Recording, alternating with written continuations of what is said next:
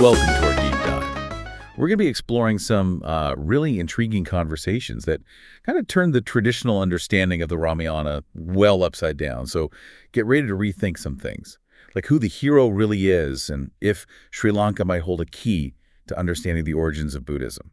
Yeah, these conversations, they really go deep. They question everything you thought you knew about Rama and Ravana, even touching upon the origins of Buddhism and suggesting a whole new perspective on Sri Lanka's role. It's amazing. One of the first things that jumped out at me was how these conversations challenge that whole idea of Rama as the righteous hero. Like they present him as someone whose actions, well, they might make you question his divine status. Yeah. For example, they bring up Rama's treatment of Shurpanakha. Ravana's sister. Exactly. He disfigured her just for expressing interest in him.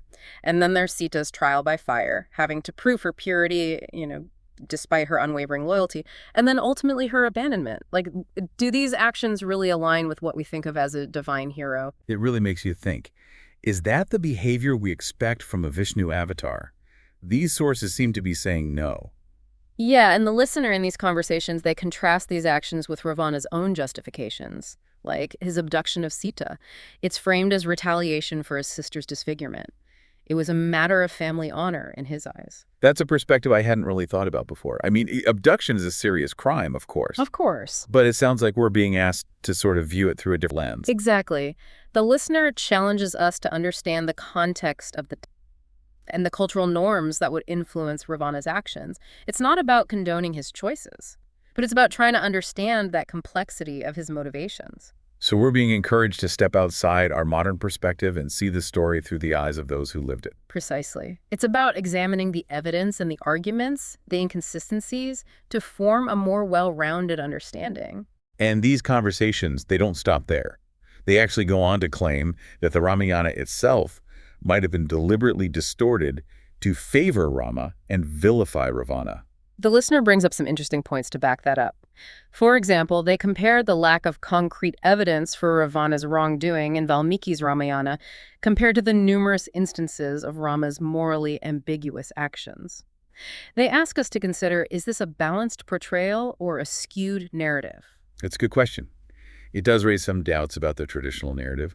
Are there any other hints of bias that the listener points out? Well, they talk about the persistent fear of Ravana's return. Like, in cultures that celebrate his defeat, Right. they see this lingering fear as a sign that maybe the story isn't as clear-cut as we've always been led to believe. It's like there's this unspoken unease, a sense that the whole truth might be hidden beneath the surface. What other evidence do they present for this? Well, they mention encountering warnings when discussing Rama's wrongdoings online, suggesting an attempt to silence alternative interpretations. Wow. That's quite a statement. It sounds like even questioning Rama's actions is considered taboo in certain circles. It really highlights the power of these established narratives, And the listener wants us to confront those ingrained beliefs and consider the possibility of alternative interpretations. It's not just about Rama Ravana, though, right? These conversations also delve into the nature of Ravana's downfall, his supposed adharma, and they bring in a Buddhist text called the Dipavamsa. Right, the Dipavamsa. It attributes Ravana's downfall to his adharma, actions against the cosmic order. But the listener presents a very different theory. What if Ravana's downfall wasn't a moral failing, but a consequence of a catastrophic event, possibly even a nuclear reaction gone wrong? Hold on. A nuclear reaction in ancient times. Isn't that a bit of a stretch? How do they even connect that to the Ramayana? They point to the Dipavamsa again. It describes Ravana's palace and a vast area of land sinking into the sea. Right. They suggest this event, attributed to Ravana's adharma, could actually be a misinterpreted account of a nuclear disaster. So instead of moral downfall, we're looking at a potential natural disaster. It's a bold reinterpretation. What kind of evidence is there to support such a claim? Well, acknowledging that it's just a theory, the listener points to the 7-year-long rain mentioned in the Dipavamsa as a potential consequence of this event. And they draw a parallel to the concept of nuclear winter, a period of environmental upheaval caused by a nuclear reaction. It's fascinating how they weave these seemingly unrelated details together to create this new perspective. And it circles back to their argument that Ravana might not be the villain he's been made out to be. Instead of a tale of moral corruption, his story might be about the consequences of unforeseen technological advancements gone wrong. It's a thought-provoking shift in perspective. And speaking of challenging conventional interpretations, these conversations also raise questions about Ravana's divine status. Or the lack thereof. Right. They suggest that Ravana embodies qualities of a Vishnu avatar more than Rama does. They highlight Ravana's strength, wisdom, his unwavering devotion to Shiva, qualities often associated with Vishnu's incarnations. Makes you wonder, does this challenge your preconceived notions about Ravana? It definitely does. But isn't Shiva supposed to be Rama's protector as well? How do they reconcile that with Shiva's support for Ravana? That's a great question, and it's something the listener grapples with, too. They find it difficult to reconcile Shiva's consistent support for Ravana with his typical allegiance to Vishnu's avatars in other Puranas. It's a puzzle they're still trying to solve. It sounds like these conversations are prompting more questions than answers. But that's what makes this deep dive so intriguing. So where do we go from here? Well, the listener connects all of this to Sri Lanka. They claim that this island nation might hold the key to unlocking the true origins of Buddhism. Sri Lanka. Is it just because Ravana is believed to have ruled there? Or is there more to it? Oh, there's a lot more to it. The listener actually claims that Sri Lanka is the last remnant of the lost continent of Atlantis, a place where the authentic essence of Buddhist teachings and the truth of his origins have been preserved for centuries. Atlantis. This is where things get really interesting. So they're suggesting Sri Lanka is a surviving piece of a legendary lost civilization. What evidence do they present to support such a bold claim? Well, they highlight Sri Lanka's long history of written records, dating back over 2,500 years. Wow. They believe this extensive documentation provides a more accurate and detailed account of the region's history compared to other areas. So if they're saying Sri Lanka's history is more reliable because it's better documented. Exactly. And they connect this to their Atlantis theory by mentioning the submerged city of Ravana's Pasvisak Maliga, which supposedly housed 100 palaces and was swallowed by the sea in ancient times. Lost cities and ancient floods. It's like something straight out of a myth. But how does that tie back to Buddhism? The listener argues that Sri Lanka's unique geography, an island formed from the peak of a submerged continent, allowed it to preserve the true essence of Buddhist teachings, while the rest of the world lost sight of the original message. Think of it as a secluded sanctuary where knowledge survived. So Sri Lanka became an isolated haven for Buddhism. What other evidence supports this idea? They point to the presence of the tropical Bodhi tree associated with Buddha's enlightenment in Sri Lanka despite the island's current location. But isn't the Bodhi tree supposed to be native to a completely different climate?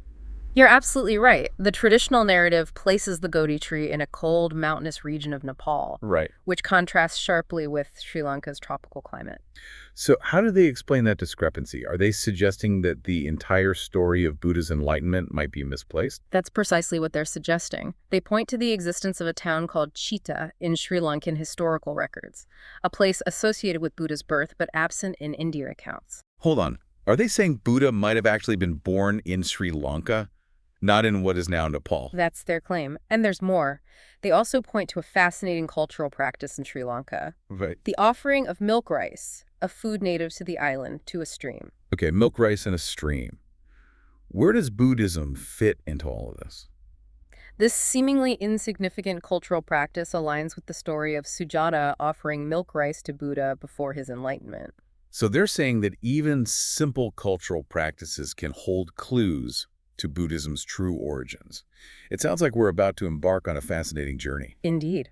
The listener argues that these clues lead back to Sri Lanka, not India as the birthplace and spiritual home of Buddhism, and we'll explore more of their evidence and arguments in the next part of our deep dive. So picking up where we left off, let's delve a little deeper into the listener's argument for Sri Lanka as the true source of Buddhism. Remember that seemingly insignificant cultural practice of offering milk rice to a stream. Yes, they connected that tradition to the story of Sujata offering milk rice to Buddha before his enlightenment. But I'm still a bit unclear on how that points to Sri Lanka as the origin point. Well, the listener emphasizes that milk rice is native to Sri Lanka, not India. So this seemingly small detail suggests a stronger connection to the island nation in the context of Buddha's life story. So like a culinary clue pointing to Sri Lanka. It's amazing how these sources weave together these seemingly random details to build their case. It's all about those subtle connections that the mainstream narrative might overlook. And the listener takes it even further by arguing that the geographical layout of key locations in Sri Lanka, as described in Buddhist scriptures, makes far more sense than the distances presented in the traditional Indian narrative. Are they suggesting that trying to map out Buddha's journey based on the traditional narrative doesn't add up geographically? Exactly. They point out that the distances between significant sites in India, like the place of Buddha's birth, his enlightenment, and his first sermon, are incredibly vast. Imagine traveling those distances on foot. Especially in ancient times, it would have been incredibly difficult. That's a great point. Travel wasn't exactly easy back then.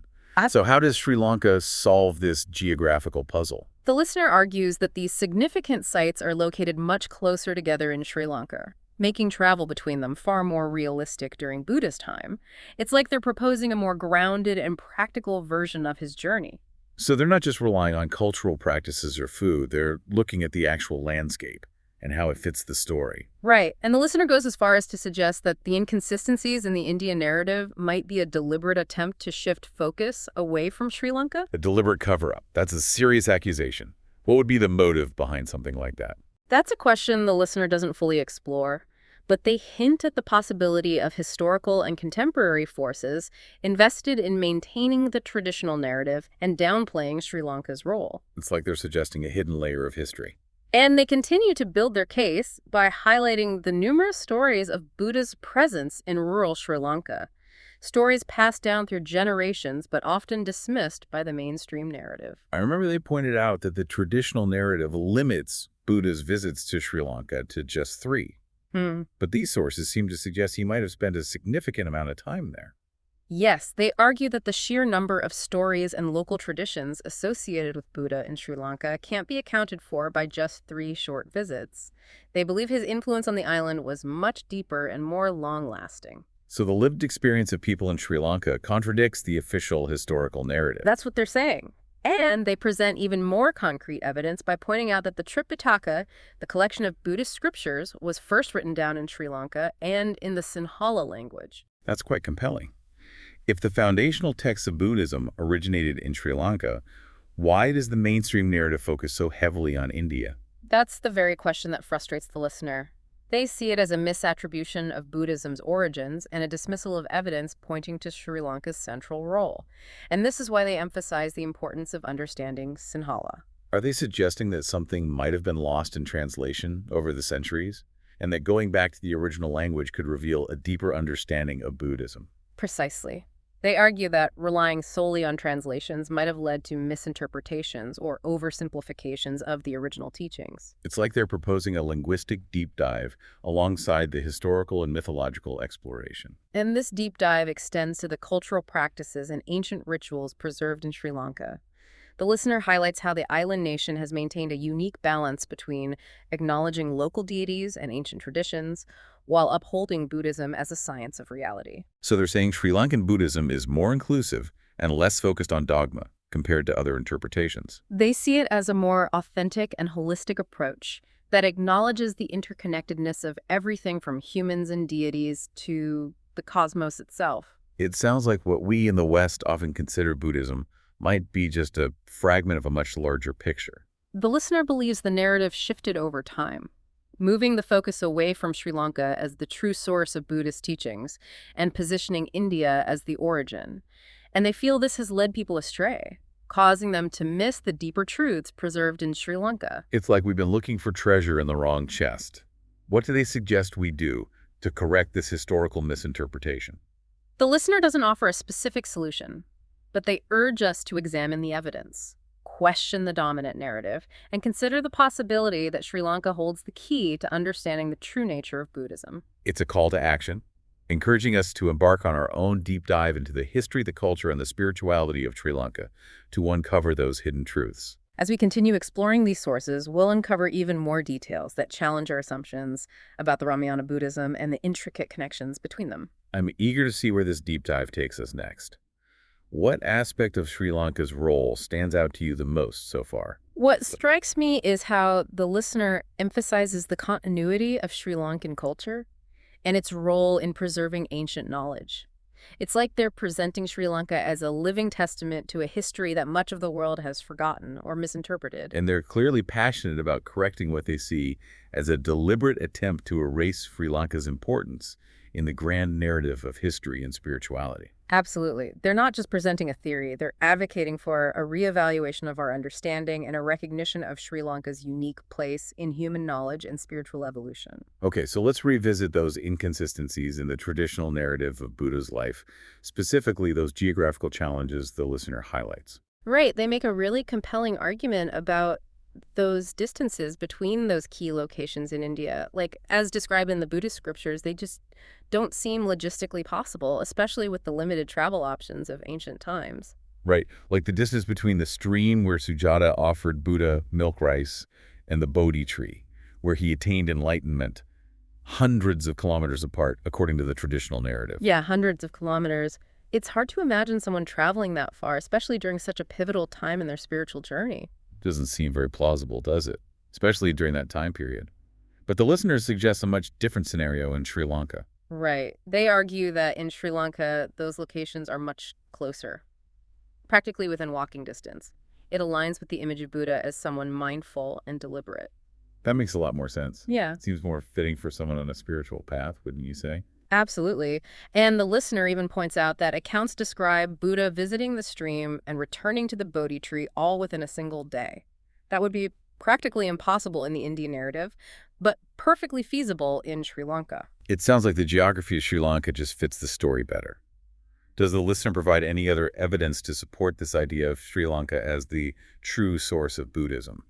They bring up the sheer number of temples and Buddhist sites found throughout Sri Lanka, particularly in rural areas where stories and traditions have been passed down through generations. They paint a picture of a place where every corner seems to have a connection to Buddha, a visit story, a commemoration.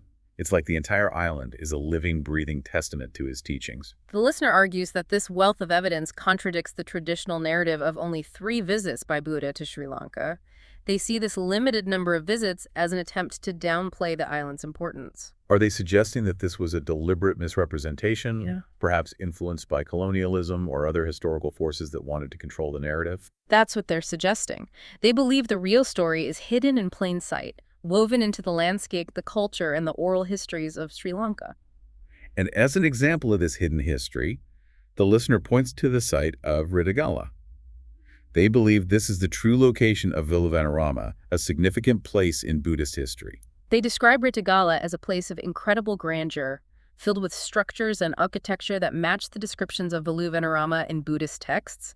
However, they also point out that much of Rittigala is off-limits to the public. Real-life archaeological mystery. What do they think is being hidden there?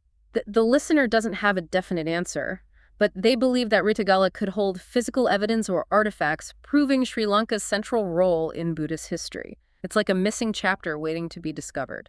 It's fascinating how they connect this to the reinterpretation of the Ramayana we discussed earlier. The listener sees a pattern of manipulation in both cases. Ancient stories filled with profound truths and insights, but obscured by layers of interpretation bias and perhaps even deliberate attempts to control the narrative. It reminds us that history is often told from a limited perspective. So what do these conversations ultimately leave us with? Well, they challenge us to question what we think we know, to dig deeper, to be open to the possibility that the stories we've been told might not be the whole story. It's like we've been given a key to a hidden chamber, a chance to explore a whole new world of understanding. And with that, we come to the end of our deep dive into these fascinating conversations. We leave you with a final thought to ponder. Could Sri Lanka be a treasure trove of ancient wisdom? A place where the true essence of Buddhism and perhaps even a different perspective on the Ramayana have been preserved? What other narratives might we have gotten wrong? And what truths might be waiting to be rediscovered if we dare to question the accepted narratives?